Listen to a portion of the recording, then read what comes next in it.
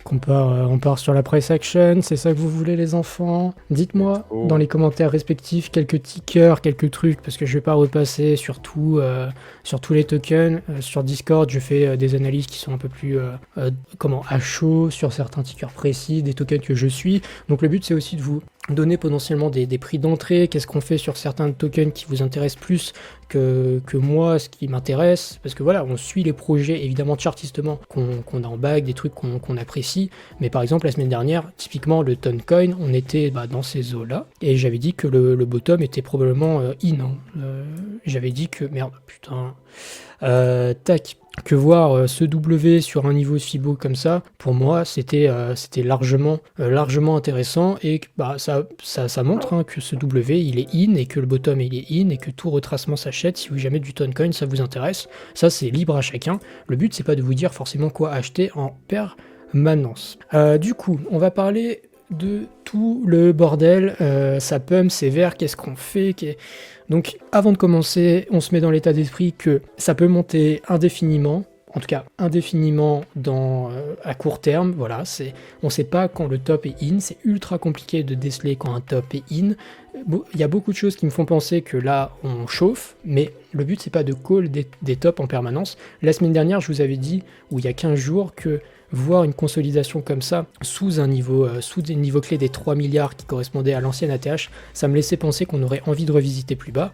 J'ai eu tort, point, il n'y a pas eu de retracement, donc écoutez, juste ça monte, et par contre chaque correction sera à acheter. S'il y a quelque chose qui fait comme ça, on achète, etc., etc. Mais là, le but c'est pas de vous dire que maintenant tout de suite on va à top, parce que vouloir des retracements dans une tendance haussière, c'est prendre beaucoup de risques, et il faut juste attendre qu'elles arrivent, et on se place en fonction de ça. Du coup, sur le total 3, on a dépassé du coup l'ATH de la capitalisation. À partir de maintenant, c'est up only jusqu'à temps que le ciel nous tombe sur la tête. Donc à partir de là, j'ai envie de vous dire que si jamais on vient retester ce niveau-là, ce sera un achat, hein. Écoutez, là il n'y a rien de plus simple. Et après, si ça continue de monter et qu'on fait ça, là le total crypto, on va plus beaucoup le regarder. Le total 2 qui enclenche une vitesse aussi grâce à tous les fameux Dinocoin. Le total 2, c'est le top 125-100 Ethereum. Et on parlera du total 3 juste après, qui enclenche une vitesse également. Donc ça nous montre bien qu'il y a quand même eu une grosse prise de vitesse là sur le top 125, et plus précisément les grosses capitalisations dont on parlait un petit peu plus tôt dans le live.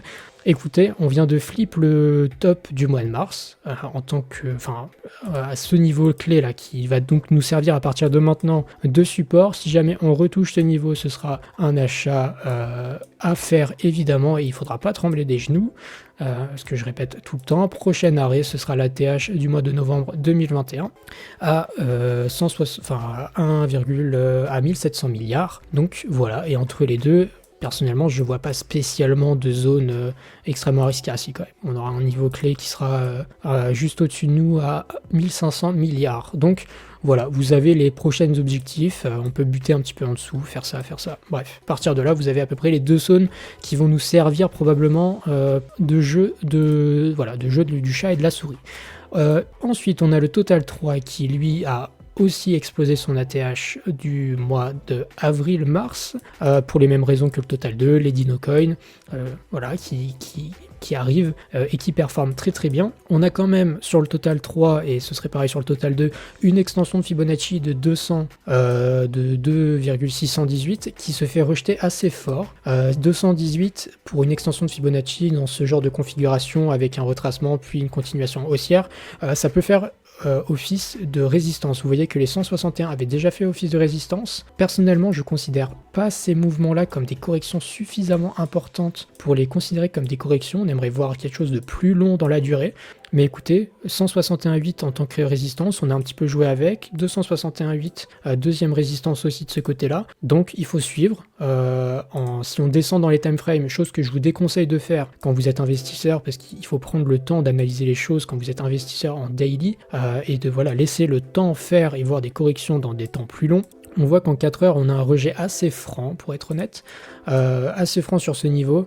Je n'irai pas dire qu'on va dumper directement comme ça, comme je vous l'ai dit. Je n'ai pas envie de le faire, et de toute façon, c'est complètement bête. Il vaut mieux attendre un dip et vous donner le dip et vous dire d'acheter le dip au moment où c'est opportun. Donc pour le moment, on a un petit rejet sur un niveau clé. rien de particulier à signaler de ce côté-là. Et il faut voir dans les prochains jours un petit peu les price action pour voir où est-ce qu'on a un dip. Pour moi, tout ce mouvement-là, c'est toujours un seul et même mouvement. Donc j'attends vraiment toujours un petit retracement qui serait totalement sain, corrélé à ce que Sapiens disait avant, plutôt dans l'analyse on-chain pour ceux qui ont loupé, que même on-chain, on a des signes qui pourraient montrer un petit ralentissement court terme, mais pas spécialement un retour en bear market. On va passer ensuite sur la Bitcoin dominance qui se prend des taquets dans les babines depuis les derniers jours. Alors ça montre quoi? Ça montre qu'on a quand même une rotation de liquidité qui est assez violente, parce que la dominance du Bitcoin qui descend, qui remonte et qui fait vraiment des yo-yo comme ça montre qu'on a vraiment beaucoup de positionnement sur des gens qui viennent acheter des choses hors Bitcoin, et ce qui fait chuter la dominance. Vous savez que moi dans ma timeline, j'attends toujours la Bitcoin dominance qu'elle casse à partir du 10 décembre. Alors je dis pas qu'on fait 10 décembre into 40% sur la Bitcoin dominance, non, ça peut prendre du temps, ça peut même faire ça, mais je pense qu'à partir de ce moment-là, on aura de grandes chances de voir un affaiblissement, et ce qu'on voit là, c'est quand même un ralentissement assez franc. Ça me fait penser à ce qu'on voyait au milieu de l'été, à peu près par ici, où on a eu des ralentissements de la Bitcoin dominance. On a même cru à un moment, ça devait peut-être être même là, voilà, c'était plutôt ici, plus dans le milieu de l'été, où on voyait qu'il y avait des signaux de faiblesse. Écoutez, on a réenclenché une vitesse sur cette Bitcoin dominance, et ici, on voit vraiment qu'il y a une bataille. Et de toute façon, vous savez, mon avis, c'est que la Bitcoin dominance, elle peut pas monter indéfiniment, juste parce qu'au bout d'un moment, les gens vont aller max bid, max long sur des altcoins, juste parce que c'est l'esprit humain qui est greedy, et que Bitcoin, à un moment, perdra de sa superbe dans l'esprit des gens. Et déjà, les gens, à l'heure actuelle, sont en mode Bitcoin 90 000 $, si déjà je fais x2, c'est le bout du monde, donc autant aller spéculer sur le reste. Donc, cette Bitcoin dominance, dans mon esprit, dans ma tête, elle sera continuellement poussée à casser à un moment donné, et donc on continue de surveiller ça évidemment. Donc résumé de la Bitcoin dominance, ce que je vois me laisse très positif pour la suite du cycle. Corrélé à ça, on a la dominance des altcoins en dehors du top 10 qui elle est en train d'imprimer un magnifique W en daily sur sa trendline historique, quelque chose que je vous ai partagé la semaine dernière, il y a 15 jours encore une fois. Depuis 2014, ce niveau qui nous avait servi de support et de résistance clé, vous voyez que pour le moment ça tient relativement bien et qu'on a vraiment une belle réaction sur ce niveau-là. Alors est-ce qu'on fait ça? Non, c'est pas ce que je dis, on fait pas un to the moon directement. Par contre, ça me montre quand même qu'il y a quand même des signes qui montrent que les altcoins sont en train de vivre. On n'est pas en train de... C'est pas Bitcoin qui est en train de sucer toute la liquidité et il n'y a plus d'altcoins sur le marché, non. On a une bataille sur ces niveaux-là et ça montre que les gens sont en train de tranquillement accumuler. Enfin voilà, qu'il y a une accumulation de marché de manière générale et que Bitcoin perd un petit peu en dominance. On va continuer ensuite avec le Total 3. Alors non, du coup, c'était pas ce Total 3. Voilà, ce Total 3 contre Ethereum qui nous montre une très belle chose. Alors, une très belle chose pour tout sauf Ethereum, du coup. Je m'explique. Ce que vous voyez là, c'est la performance du Total 3 contre Ethereum. Quand ça monte, ça veut dire que le Total 3 est plus fort que Ethereum. Quand ça baisse, Ethereum est plus fort. Sur les derniers jours, évidemment, avec tout ce qu'on a dit sur les DinoCoin, le top 50 qui est en train de monter, etc., Ethereum s'est fait outperf de baiser. Il est complètement atomisé par le Total 3. Donc on avait un support et une trendline historique ici, on a cassé cette trendline, on a fait un retest en daily, donc j'ai envie de vous dire qu'à partir de maintenant le Total 3 va être amené à surperformer Ethereum pour les mêmes raisons que Bitcoin. Et je ne dis pas que Ethereum va pas print un x2, un x3 à partir de maintenant, c'est pas ce que je dis juste que le Total 3 va imprimer potentiellement plus qu'Ethereum, en tout cas la configuration me donne ça. Et si jamais vous avez de l'Ether, c'est un bon moment pour le swap, je pense. Alors, est-ce qu'il faut le swap maintenant? Je ne sais pas. Est-ce qu'il faut attendre un retest un peu plus bas? C'est vous qui décidez. Moi, je pense que si vous avez de l'Ether et que vous voulez aller chercher un peu plus de risques, vous êtes dans un environnement propice à ça. Et je pense que je vais pas tarder aussi à swap un petit peu d'Ether. J'en parlerai sur Discord, mais notamment enlever mon staking de AO. Voilà, qui a bien duré, ça fait 8 mois que je suis dessus, je suis très content, enfin un peu moins, ça fait 5-6 mois, et juste pour vendre de l'Ether et aller chercher des altcoins un petit peu plus shiny, avec un petit peu plus de rendement, mais sans que Ether soit acheté à la poubelle. C'est juste que c'est normal que des altcoins fassent une meilleure performance, c'est pas du tout les mêmes capitalisations. Et on continuera à montrer le Total 3 cette fois contre Bitcoin. On s'est fait faire caca dessus la tête pendant des semaines et des semaines avec avec des altcoins qui étaient ultra faibles face au Bitcoin. On était même en all-time low pendant, du coup, il y a 3 semaines. Et vous voyez que cette grande trendline a enfin cassé contre Bitcoin. Donc même chose que pour Ethereum, quand ça baisse c'est que le Bitcoin est plus fort, quand ça monte c'est que les altcoins sont plus fortes. Vous voyez que Bitcoin a surperformé de manière générale et ça c'est complètement logique avec tout ce qu'on a dit avant. Et on a enfin cassé cette grande trendline. Pour moi cette espèce de range là, ça c'est typique de, en fait, on a fait une petite déviation, voilà, tout le monde était désespéré à ces moments-là, il disait qu'il n'y aurait jamais d'alt season, c'est corrélé avec le sentiment de marché, et voilà, à partir de maintenant, je pense que on va pouvoir imprimer un reversal, ou en tout cas tenir ce range, et après faire une extraction haussière sur des time frames plus longues. En tout cas, voilà, contre Bitcoin, contre Ethereum, le Total 3 est en train d'imprimer des beaux patterns qui montrent qu'il y a de la force dans le Total 3, qu'il y a de la force dans les altcoins, et ça c'est à garder en tête, et c'est pour ça qu'on vous dit d'être un peu moins frileux et qu'on est dans des environnements plus positifs. Je dis pas qu'il faut all-in maintenant, encore une fois je prends beaucoup de disclaimers parce que on commence à être de plus en plus nombreux, je vois qu'on est 324 de manière générale sur Decrypted, là sur ce live on est 324, donc voilà, je prends plus de précautions parce que voilà, il y aura des nouveaux, donc le but c'est pas de vous dire de all-in maintenant, le but c'est de vous dire qu'on est dans un environnement positif. Bitcoin, 98 000 $. Écoutez, on peut chercher des setups en short si vous voulez, on peut s'amuser à dire que ça va dump à partir de maintenant, moi c'est pas le but, si jamais ça dump, je vais plutôt chercher à regarder des corrections. Franchement, quand j'ai vu ici dans les 90, 92, 93 000 $, une réelle euphorie sur le marché et beaucoup de signaux qui me laissaient penser qu'on était un peu en train de chauffer, très honnêtement ici j'étais un peu en mode ok bah on va corriger, ça me paraît totalement sain, pas de problème de ce côté là. Écoutez, on a vraiment fait une mini respiration, on peut même pas vraiment appeler ça une respiration, en daily c'est comme si on avait continué tout droit, donc écoutez, j'ai envie de vous dire qu'on est toujours dans ce même mouvement haussier, une correction même si elle est extrêmement rapide, je pense qu'elle arrivera, on l'a dit, des flash crash de 20, 30, 40, enfin peut-être pas 40% sur Bitcoin quand même, mais des corrections de 10-15% sur Bitcoin et 30-40% sur les altcoins, ça arrive, c'est de manière régulière, on peut pas la timer en avance, par contre quand elle arrive, il faut la surveiller, et là pour le moment on bute sous les 100K, on sait qu'il y a beaucoup d'ordres de vente qui sont sous les 100K, enfin aux 100K, donc percer cette zone ça va pas être facile et il faudra surveiller n'importe quel retracement. Vous avez en orange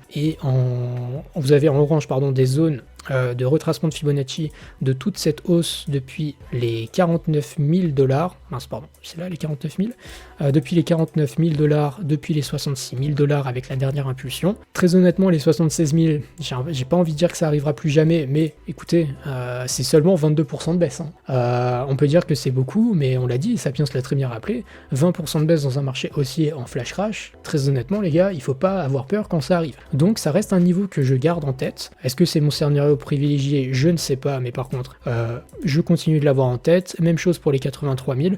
En tout cas, je pense très honnêtement que des niveaux en dessous des 76 000 $ à partir de maintenant, j'y mettrai pas ma main à couper, très honnêtement, pour ne pas dire que c'est impossible.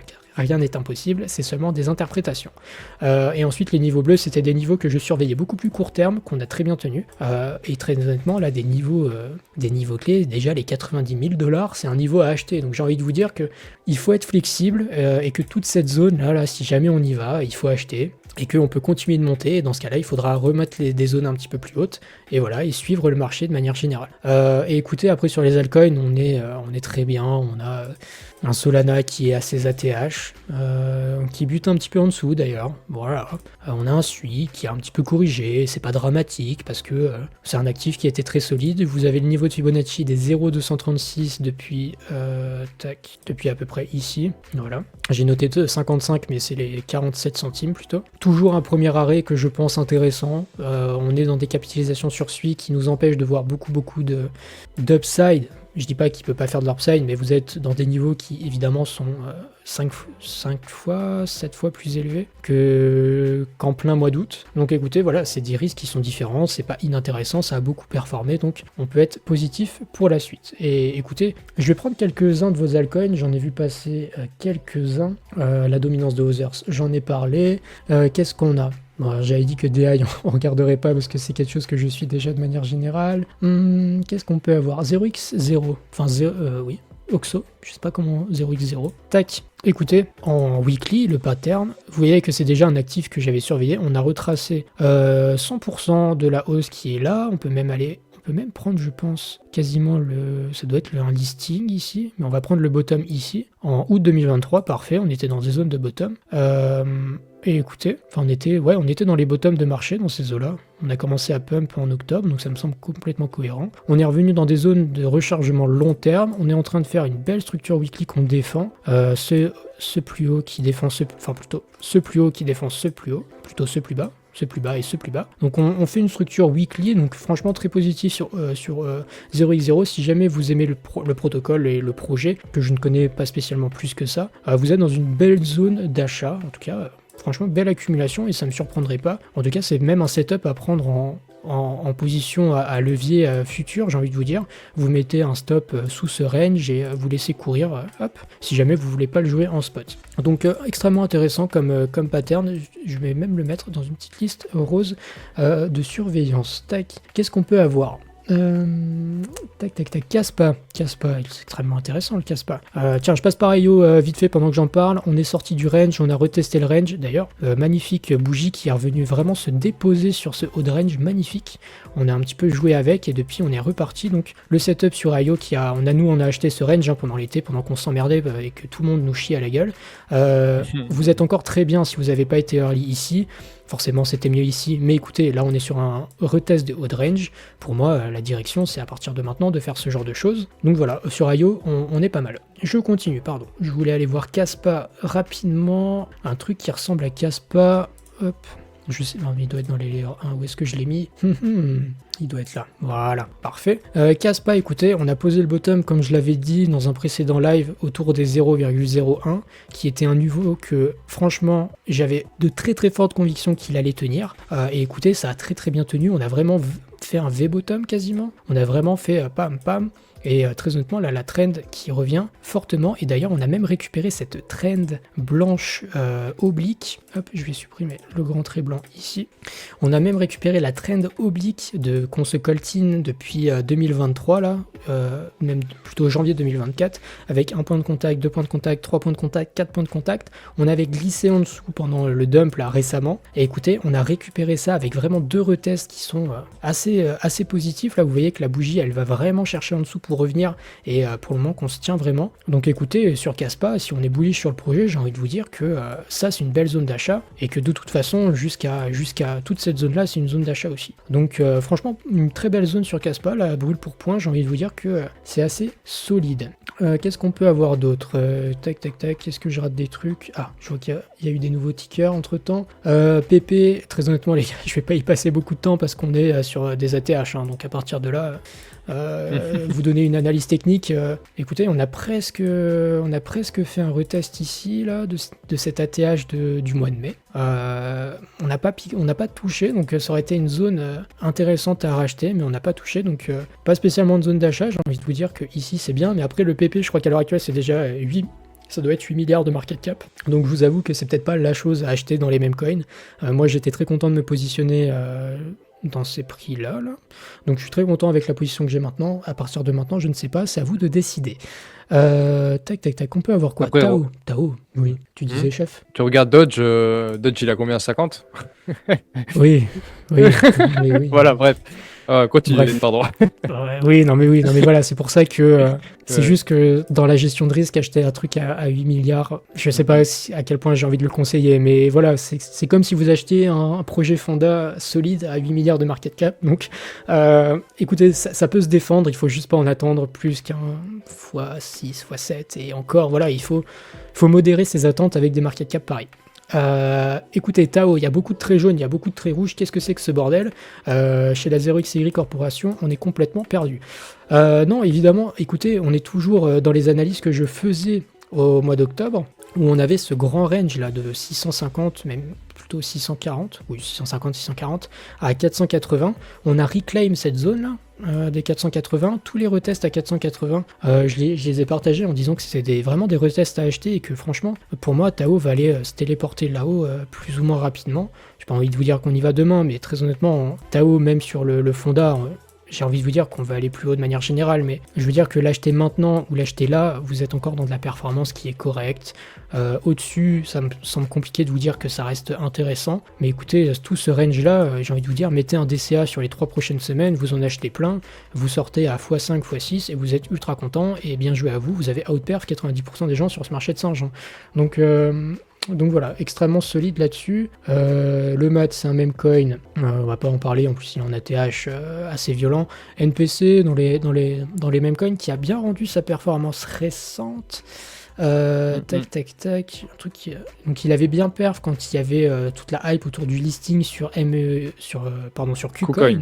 Je trouve plus là, mes meme coins ils sont là. Et écoutez, on revient sur des niveaux qui servaient de niveaux clés en tant que résistance pendant l'été. Alors oui, on est typiquement dans un buy the dip. Et oui, ça fait peur d'acheter un truc qui prend moins 40%. Oui, moins 40% en quelques jours. On est dans ce que je vous ai dit depuis tout à l'heure.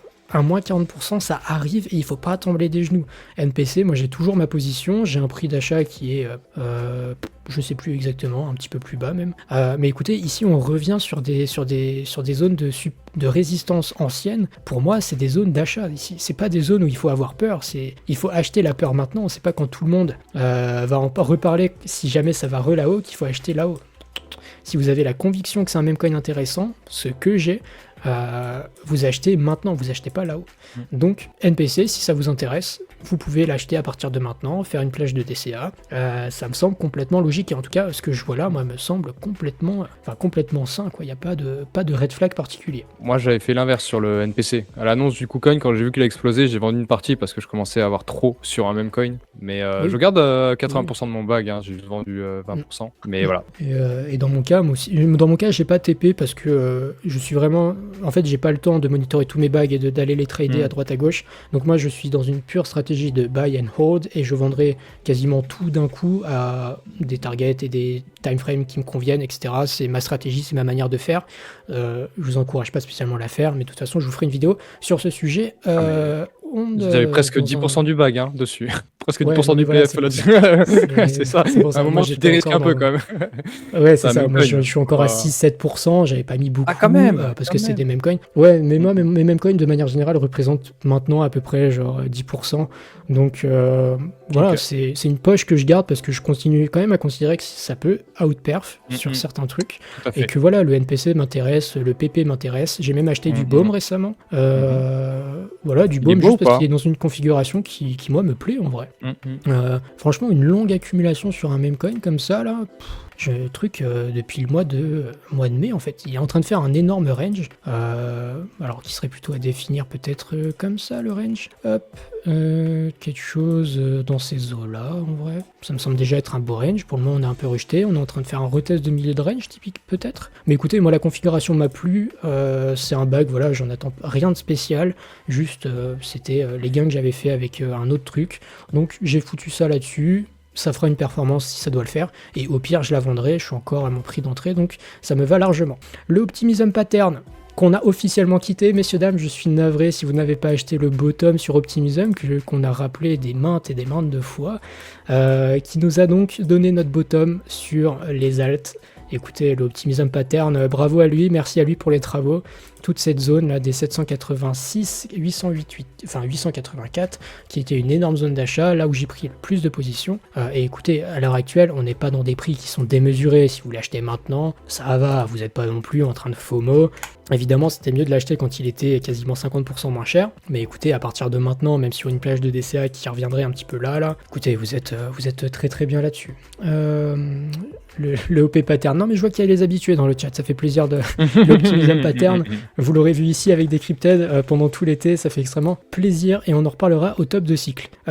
Extrêmement solide RSR, un token que je ne suis pas, que je n'ai pas en bag. Je sais qu'il y a plusieurs personnes qui en ont, même dans les modérateurs de Decrypted et ce genre de choses.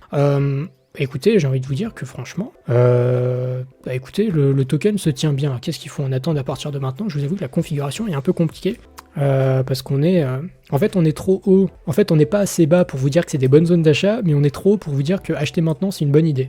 Quand on a déjà fait un presque x2,5 depuis le bottom au mois d'août, attendre des zones d'achat... des zones d'achat. Et il faut pas oublier qu'un token peut prendre moins 30, moins 40%. Hein. Donc il faut vraiment avoir des fois des targets un peu débiles sur les altcoins, parce que le jour où ça explose d'un coup. C'est moins 30%, il faut catch le dip et il faut avoir les ordres qui sont placés. Donc très honnêtement, RSR, si on peut le toucher à 15-20% moins cher graphiquement, ouais, 15-20% moins cher, ce sera déjà très bien. Après, si vous l'achetez à partir de maintenant parce que vous croyez dans le projet, franchement, ça se tient aussi. Je dirais juste qu'il faut peut-être des CA, histoire de peut-être pouvoir capter une variation de prix à la baisse. Mais bon, il y a beaucoup de tokens où parfois vous allez me demander, et je vais vous dire que quoi en attendre, je ne sais pas, je pense juste que le bottom est posé et qu'en acheter maintenant pour une performance future dans le cycle me paraît intéressant si vous avez un peu de conviction dans le truc. Et d'ailleurs, des extensions de Fibonacci intéressantes.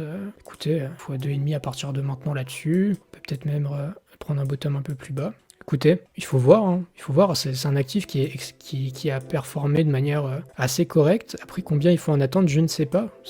Très honnêtement, je sais même pas si le truc serait capable d'aller retourner à ses ATH. Hein. Pour être honnête, ça fait un peu... J'en attendrai pas spécialement beaucoup à long terme, en vrai de vrai, du RSR. Parce qu'au final, quand on voit sa performance ici, alors oui, qui reste correct, hein, je dis pas le contraire. Franchement, voir une impulsion qui serait vraiment aussi grande qu'en 2021... la configuration de long terme, en fait, me plaît pas beaucoup. Hein. Alors oui, on est toujours bas. Hein. En vrai de vrai, on est dans des niveaux de 2022 toujours. Donc forcément, le long terme, on est très bien. Si vous croyez que le projet peut aller retaper ses ATH, pourquoi pas. Tout est possible. Hein. Dans des alt season, tout est possible. Donc techniquement, on est toujours dans une grande consolidation. Hein. Donc c'est pour ça que des fois, je vous dis que dézoomer, c'est pratique. Parce que si je prends la charte là de ce cycle, en daily, je vous dis que, ok, ouais, sur ce cycle, les perfs, moi, me paraissent pas complètement zinzinulante, c'est pas un token qui me plaît spécialement, chartistement. Par contre, quand on dézoome, en fait, en weekly, on est toujours dans une énorme accumulation, et très honnêtement, peut-être que ça peut print ce genre de choses. Donc, voilà, après, je sais pas qu'est-ce qu'il faut en attendre, je connais pas le projet fondamentalement, juste la configuration me semble toujours ok à long terme, mi-terme, pour les prochains mois. Donc voilà. Et je vais en prendre un ou deux et je vais clôturer là-dessus, histoire qu'on n'y passe pas 1000 ans.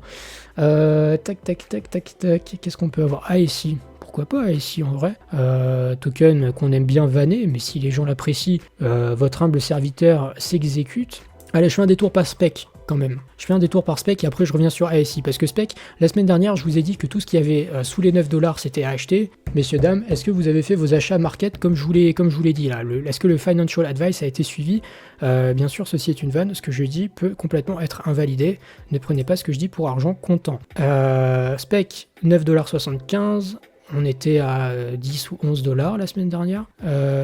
Et écoutez, on est toujours dans une configuration qui est extrêmement positive. Hein, donc tout ça là, c'est juste, ça monte tranquillement, ça fait son bout de chemin. C'est un narratif qui plaît aux gens, donc c'est normal que voilà, les gens s'y intéressent. Et écoutez, je pense que en fait, on peut aller chercher peut-être un tout petit peu en dessous. Ah, on n'a pas touché les 9$. Bah, ça, j'étais un peu médisant. Mais bon, à part vous dire que racheter ce niveau bleu ici, là, et pour attendre, allez, vous allez attendre 5-6% supplémentaires. Est-ce que j'ai vraiment envie de vous dire ça? Je ne sais pas. Juste toute cette zone-là, pour moi, et cette trendline bleue que vous voyez ici, pour moi, c'est une zone d'achat. Et de manière générale, on est même sur un niveau horizontal clé ici. Parce que là, moi, j'ai ma courbe oblique, évidemment, cette espèce de biseau ascendant, j'ai envie de vous dire, mais il y a aussi les niveaux horizontaux, alors ça me fait chier parce que, où ici, en fait, ce niveau jaune, que je vais plutôt passer en orange, ce niveau orange qui était déjà un niveau horizontal clé, on est revenu retester. Très honnêtement, cette zone, c'est une zone d'achat, c'est pas une zone de vente du tout. Et même si vous ne l'avez pas acheté à 5$, c'est pas très grave, vous êtes toujours pas mal ici. Et du coup, je viens à ici cette fois-ci et je pense que je vais terminer là-dessus parce qu'il fait grand soif. ici qui est qui tient en fait son niveau. Alors, il faut noter quand même que le prix que vous voyez sur ASI avant la fusion, d'ailleurs il faudrait que je mette la fusion sur mon graphe, qui a dû arriver pendant l'été. Si quelqu'un a la date précise de la fusion, je la prends volontiers pour pouvoir mettre ça sur mon graphique. Ici, Fetch était encore tout seul dans sa market cap. Donc c'est pour ça que le token monté à 3$. Il faut savoir qu'à 1,43$, ici, vous êtes quasiment en ATH market cap à cause des fusions. Donc l'analyse graphique sur Fetch, très honnêtement, elle est un peu biaisée, parce que oui, certes, on tient un niveau qui est intéressant et qui long terme sera sûrement un niveau clé. Par contre, il faut pas oublier que les variations de prix ici prenaient en compte seulement Fetch AI et pas la fusion. Et ça, c'est vraiment des bâtards d'avoir tout fusionné sur le token Fetch, parce que ici, on était à 3 milliards et demi de market cap, presque 4 milliards, et ici, on est toujours à 3 milliards et demi, 4 milliards de market cap. Donc, les analyses sur le token Fetch, elles sont extrêmement complexes et elles sont peut-être un peu moins pertinentes. Donc, Jean me dit 15 juillet 2024.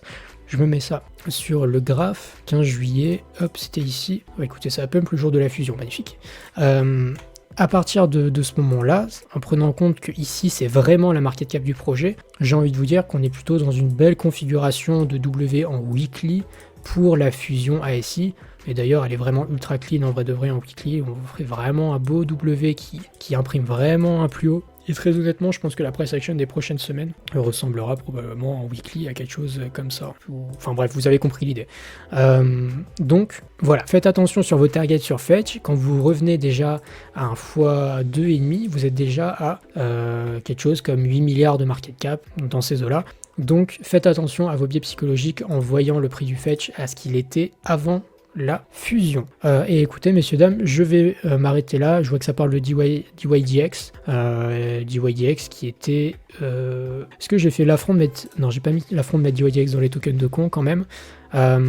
Et écoutez, c'est pas un token qui m'intéresse spécialement, c'est un bon produit, il y a des choses intéressantes. Et écoutez, pour moi, on a quand même une configuration d'achat qui est intéressante. Très honnêtement, c'est plutôt quelque chose que j'ai envie de jouer en trade, pas en spot, parce qu'en spot, je pense que les performances sont peut-être pas très intéressantes. En tout cas, que bloquer du capital sur DYDX ne m'intéresse pas. Par contre, la configuration de grosse accumulation, de petites déviations en dessous de ces niveaux-là, et qu'on vient reclaim, en plus il y a eu beaucoup de choses qui se sont passées du côté de DYDX sur le Fonda, donc écoutez, si vous en avez pas et que ça vous intéresse, je pense que vous êtes très bien ici, ça n'a pas fait une très grosse perf pour le moment, donc ici c'est très très bien si vous voulez jouer le spot ou le levier. Et écoutez, cette fois j'ai vraiment terminé, messieurs dames, c'était un pur plaisir de vous faire toute cette analyse. Qu'est-ce qu'on en retient? Bullish, altcoin, Bitcoin dominance, qu'on lui fasse fermer sa gueule au plus vite, et puis les altcoins dans des belles configurations long terme et court terme, ne pas trembler des genoux sur des dips que vous pouvez voir même sur des tokens qui ont bien performé. NPC, DI, c'est les mêmes configurations, des dumps à court terme, c'est pas très grave. Voilà.